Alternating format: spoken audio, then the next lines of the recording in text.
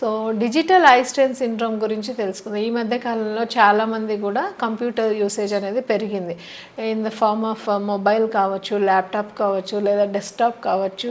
Screen usage అనేది ఎక్కువగా అయ్యింది. సో ఎస్పెషల్లీ డ్రై ఐ అనేది కామన్గా వచ్చే సిమ్టమ్ అనమాట. అంటే ఆ స్క్రీన్ యూసేజ్ వల్ల కంట్లో టియోఫిలిం అనేది అంటే కంట్లో తేమ అనేది ఆరిపోతూ ఉంటుంది. సో దానివల్ల సిమ్టమ్స్ ఏంటి? కళ్ళు మంటలు రావడం, ఒత్తుకోవడము, కరకర, కొద్దిమందికి కళ్ళు ఎర్రగా కూడా అవుతుంటుంది అనమాట.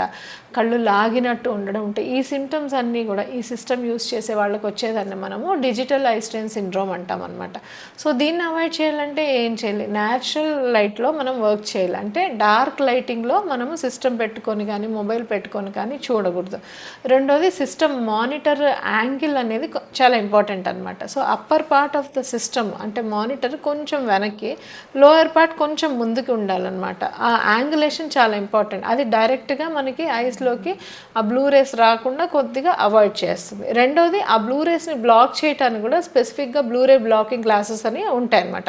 కంప్యూటర్ యూస్ చేసేటప్పుడు అవి వేసుకుంటే కంప్యూటరే కాదు, ఇప్పుడు మెయిన్గా మొబైల్స్ ఇవన్నీ చూసేటప్పుడు కూడా ఆ బ్లూ రేస్ని బ్లాక్ చేస్తుంది. కంటిన్యూస్గా అవర్స్ టుగెదర్ చూడకుండా మనం ఒక 1 అవర్లో ఫ్రీక్వెంట్ బ్రేక్స్ తీసుకోవాలి.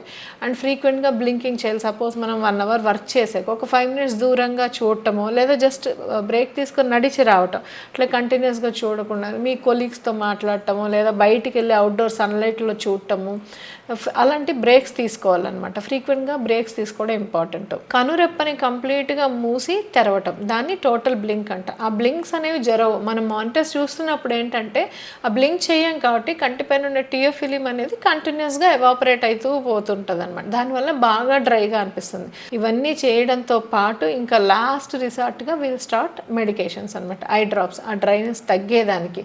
అంటే కంటిలో తేమ ఫామ్ అయ్యేదానికి ఒక టైప్ ఐ డ్రాప్స్ ఉంటాయి. ఆ తేమ ఆరిపోకుండా ఉండేదానికి కూడా ఇంకొక టైప్ ఉంటుంది. సో అది ఏది మీకు సూట్ అవుతుంది అనేది మనము ఐ ఎగ్జామిన్ చేసినప్పుడు మనకి క్లియర్గా అర్థమవుతుంది.